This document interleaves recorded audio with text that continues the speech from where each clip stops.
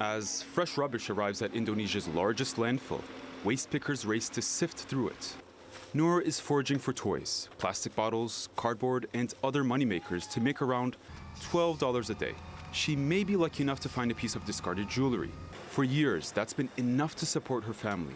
But a government crackdown on open dumping could soon bring that livelihood to an end. If this place closes on August 1st, this is our only source of income to feed our families and send money back to our hometown. Indonesia's government is set to close hundreds of open dumps. The move comes as Bantar Gebang, which receives around 7,500 tons of Jakarta's waste every day, nears capacity. The waste people produce does not disappear. It is collected in one place, becoming a monument here in Bantar Gebang, a mountain of garbage reaching 60 meters high. That's about the height of a 20-story building, covering around 1 square kilometer of land. And it's much more than just an eyesore. 7 people died in March after heavy rain caused part of the landfill to collapse. Given the site's severe limitations and the many incidents that have occurred at Bantar Gebang, the situation has become critical and urgently requires change.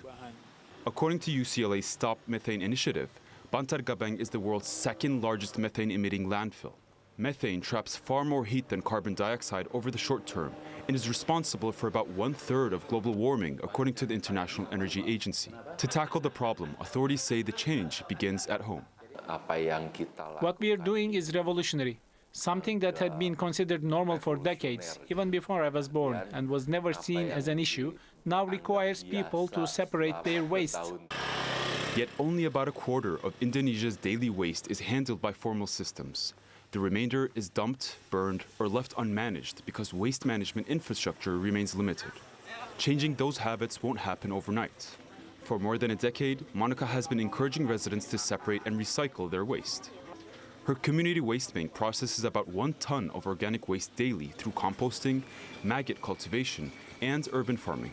The government must also be prepared for the fact that many residents are not yet ready. It has to understand that reality and provide alternative solutions for the public.